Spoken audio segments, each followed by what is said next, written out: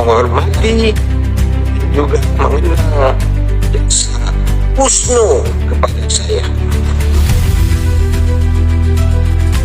Tetapi perjuangan di dalam politik berliku-liku dan juga berwarna-warni.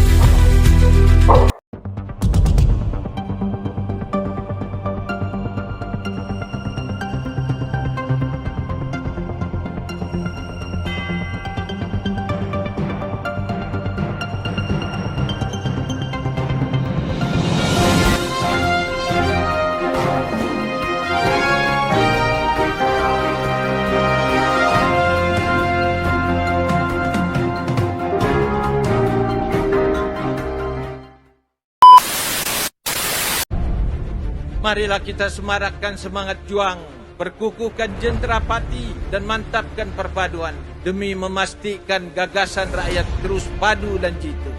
Biji atas parti yang betul demi mendapat mandat dan juga sokongan rakyat. Kita berada sebagai parti lokal yang mempertahankan negeri kita, persada kita, rumah kita. Saya ingin berkongsi satu cerita baru malam kemarin. Saya tidak pernah jumpa orang ini. Dia orang Cina. Dia sudah hampir 80 tahun. Dia orang kaya. Saya tidak pernah jumpa. Dia jumpa saya di Srigaya malam kemarin dulu. Apa dia sebut? Dia bilang tuh, sekarang sudah mengikuti daripada dulu kerajaan-kerajaan ini. Dia bukan menidakkan sumbangan ketua-ketua menteri yang lalu. Tapi dia bilang, Datuklah ketua menteri yang banyak membantu orang kampung dan orang miskin di Sabah. Karena itu dia bilang, saya sokong kerajaan JRS ini. Ini dari satu orang hartawan Cina yang datang, yang tidak pernah saya jumpa sebelumnya. Saya pun rasa terharu kerana rupanya kita ini diperhatikan apa yang kita buat untuk rakyat ini. Dan yang mereka memberi penekanan dan juga sehingga bercakap sedemikian ialah dasar kita kepada orang kampung, orang susah dan miskin negara ini. Termasuklah memberi rumah percuma, rumah mesra SNJ kepada orang yang susah. Ini yang dinyatakan kepada saya. Dia bilang, kami persatuan Cina sudah satu sepakat kerana dasar yang amat berhormat begitu baik untuk tolong orang kampung. Maka saya akan memberi sokongan kepada kerajaan. Ketua Menteri Sabah, Datuk Seri Haji G. Noor menegaskan bahawa kerajaan negeri yang diterajui GRS dan PHEC Plus telah melaksanakan pelbagai inisiatif pembangunan demi kesejahteraan rakyat, menolak dakwaan pembangkang yang menyatakan sebaliknya. Inisiatif yang dilaksanakan termasuk bantuan pendidikan seperti bantuan tunai pendaftaran IPT, budi, bantuan tunai khas peperiksaan, bakti, bantuan ihsan komputer, BAI, subsidi tiket penerbangan pelajar, GRS Supli, dan sumbangan mahasiswa sentosa.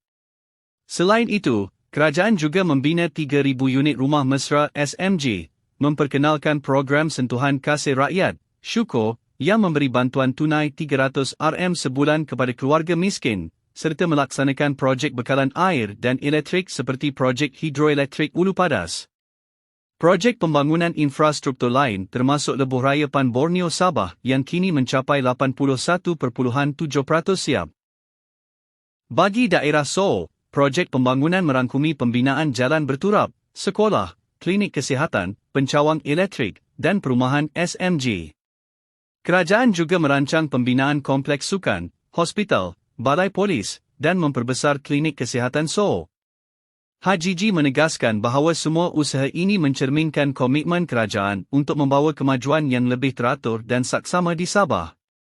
Saya mahu usaha-usaha berterusan dilaksanakan di lapangan dalam memastikan mereka yang tercicir dan layak mendapat bantuan ini, tapi tidak berdaftar dalam pangkalan data IKASI atau pangkalan data Padan, boleh mengemukakan aduan kepada ketua kampung atau pegawai MySMJ profiler yang telah ditempatkan di semua pejabat daerah di negeri ini. Dengan itu, besar harapan saya bahawa program sentuhan kasih rakyat negeri ini akan dapat memberi impak dan meringankan beban ketua-ketua isi rumah, miskin dan miskin tegar, dalam menyediakan kelengkapan seharian dan makan minum yang mencukupi. Ini seiring dengan komitmen kerajaan negeri yang akan terus berusaha memastikan setiap rakyat, khususnya golongan yang memerlukan, mendapat bantuan yang sewajarnya. Satu perkampungan kawasan yang perlu kerajaan GRS gerak. Percayalah, dalam pilihan raya umum akan datang, kerajaan GRS akan membentuk kerajaan negeri. Saya tidak mau merokai ini ketinggalan. Kali ini Dun Merokai mesti diwakili oleh wakil rakyat kerajaan.